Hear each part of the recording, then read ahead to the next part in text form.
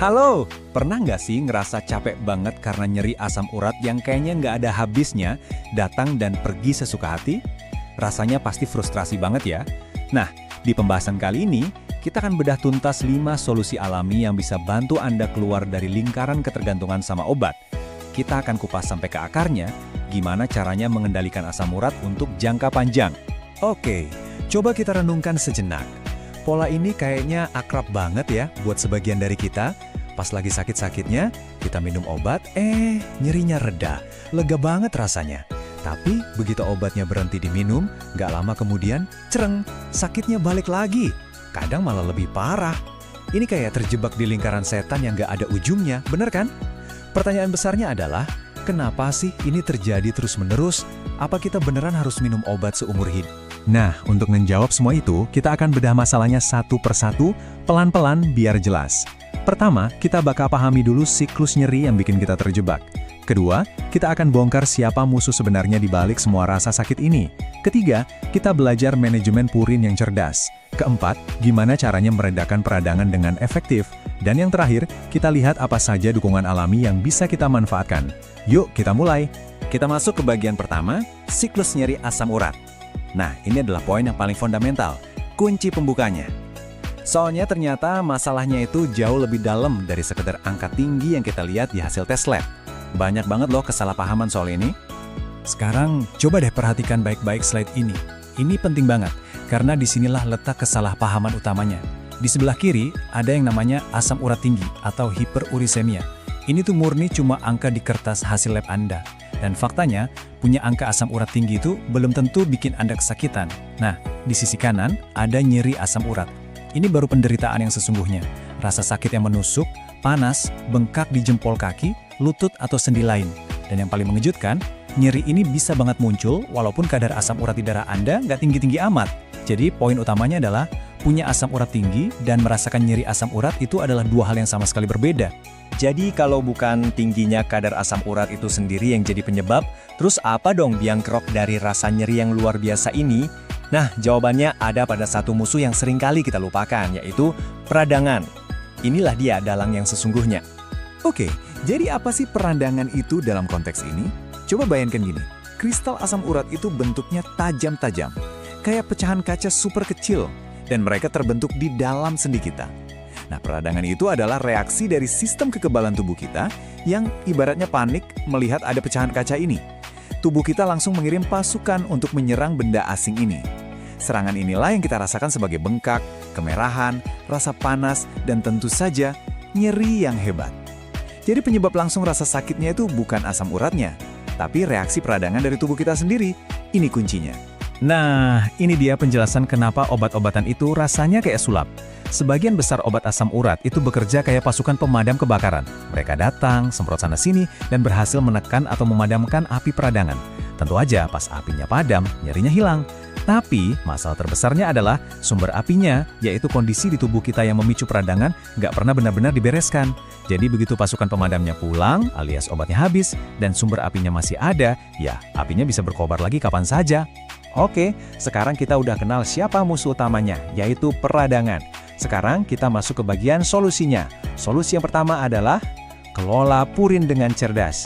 Saya sengaja pakai kata cerdas di sini karena ini bukan berarti kita harus diet super ketat sampai nggak makan apa-apa. Bukan, ini tentang membuat pilihan yang lebih bijak. Coba kita lihat tabel ini bareng-bareng.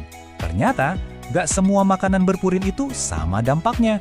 Purin dari sayuran hijau, kayak bayam, atau dari kacang-kacangan, ternyata dampaknya ke asam urat kita itu kecil banget. Yang perlu jadi perhatian utama kita adalah yang ada di kategori dampak tinggi. Ini termasuk jeroan, daging merah, beberapa jenis seafood seperti sarden atau kerang. Nah, ada dua lagi nih yang sering banget kelewat, bir dan fruktosa. Bir itu jahatnya double, karena dia bisa meningkatkan produksi sekaligus menghambat pembuangan asam urat. Sementara fruktosa, terutama dari minuman manis kemasan, itu bisa memicu produksi asam urat di hati. Jadi, kelola sumber-sumber ini dengan lebih bijak ya. Kita lanjut ke solusi kedua dan ketiga. Nah, ini bisa dibilang jantung dari keseluruhan strategi kita. Dua-duanya punya satu tujuan utama yang sama, yaitu meredakan peradangan di dalam tubuh. Ingat, kalau kita bisa mengendalikan peradangan, kita bisa mengendalikan nyeri asam urat. Solusi kedua adalah dengan mengurangi bahan bakar yang menyulut api peradangan di tubuh kita. Apa aja itu? Yang pertama, gula berlebih. Lalu ada karbohidrat olahan. Ini tuh kayak roti tawar putih, mie instan, kue-kue, terus makanan yang digoreng yang tinggi lemak omega 6, dan tentu saja merokok. Bayangkan aja, kalau tubuh kita ini terus-terusan terbakar oleh peradangan kronis gara-gara gaya hidup ini, maka sedikit aja pemicu dari kristal asam urat, apinya bisa langsung membesar jadi serangan yang hebat. Dengan mengurangi ini semua, kita bikin tubuh kita jadi lebih dingin dan tahan banting. Solusi ketiga adalah membuat lingkungan tubuh kita jadi nggak nyaman buat kristal asam urat. Jadi gini, kristal ini tuh lebih gampang terbentuk dalam kondisi tubuh yang asam. Solusinya, kita buat urin kita jadi sedikit lebih basah atau alkali. Caranya gimana? Gampang banget ternyata. Pertama, minum air putih yang cukup sepanjang hari untuk membantu melarutkan dan nge-flash asam urat keluar. Kedua, perbanyak makan makanan yang kaya kalium. Kalium ini mineral yang sifatnya basah. Sumber terbaiknya, sayuran hijau dan alpukat. Sekali lagi, jangan takut sama purin di sayuran hijau ya. Manfaat kaliumnya jauh lebih besar daripada risiko purinnya. Baik, kita sudah sampai di 2 solusi pamungkas kita. Dukungan alami. Anggap saja ini sebagai alat bantu tambahan yang bisa kita pakai untuk manajemen jangka panjang dan juga sebagai P3K saat serangan tiba-tiba datang. Alam Indonesia itu kaya banget loh sama herbal-herbal hebat. Contohnya seperti jahe, kunyit, temulawak, dan sambiloto. Semuanya ini sudah punya dasar ilmiah yang kuat untuk membantu mengatasi masalah asam urat. Cara kerjanya ada 2. Mereka adalah anti peradangan alami yang sangat kuat dan beberapa di antaranya juga bisa membantu menghambat produksi asam urat. Tapi ada catatannya nih, karena herbal ini efeknya kuat, penting banget untuk konsultasi dulu dengan ahli herbal atau dokter Anda untuk tahu dosis yang paling pas dan aman buat kondisi Anda.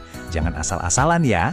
Terus gimana kalau nyerinya udah terlanjur datang dan rasanya udah nggak tertahankan?